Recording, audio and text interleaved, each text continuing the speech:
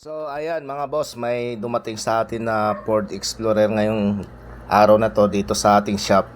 At ito nga mga boss, dinala po sa atin, hiwa-hiwalay na po yung parts po ng makina at tinanggal na po yung mga nakakapit po rito.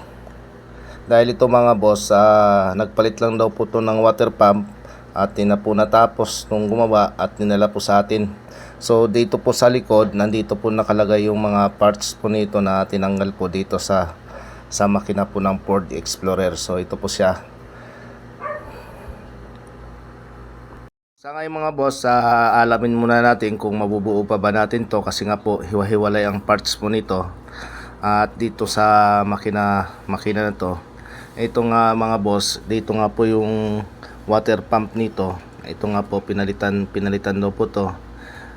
Tapos di na po binalikan ng gumawa. So ito na po sa hiwa-hiwalay na po ang mga parts po nito. Kaya ito masakit sa ulo to, dahil nga hiwa-hiwalay na po ang mga parts nito.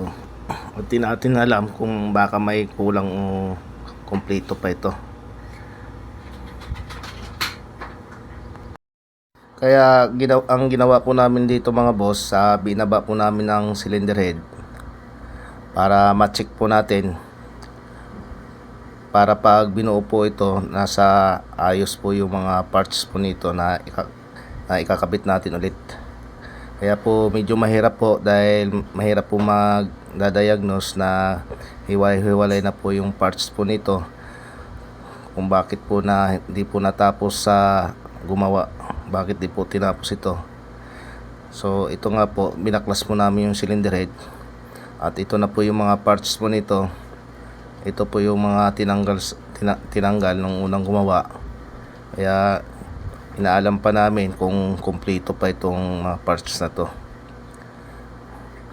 Makikita po natin sa block. So nabaklas nga po natin yung cylinder head. Ito nga po yung pinaka engine block nya sa may piston. Sobrang dumi na po.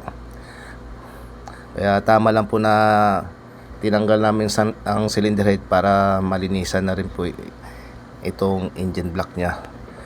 Kaya pati ito po sa crankcase, tinanggal din po nila to. Kaya medyo mahirap-hirap din po pag ibabalik natin to. So ito lang po ang gagawin na muna namin mga boss. Linis-linis na muna tayo at papalitan po natin po ng cylinder head gasket. At ang cylinder head naman, i-re-replace po natin para makasigurado po tayo, kasi baka nag-overheat po ito, hindi natin alam. Kaya po ganun. So ito lang po ang gagawin namin ngayon, i-re-replace po namin ang cylinder head. So ito nga mga boss, bago natin i-replace itong cylinder head, nililiktis muna namin ang engine valve nito para malaman natin kung may singaw.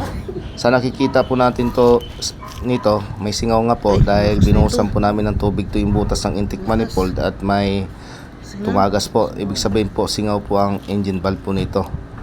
Kailangan po natin na i-grind po to engine valve, o kaya depende po kung matanggal, kung sira ba itong engine valve na to.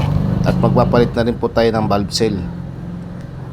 Sa cylinder head mga boss, ang una po namin ginawa, nireplace muna namin to para pumantay ang pinaglalapatan ng gasket. So dalawa pong cylinder head dito na ginagawa po natin.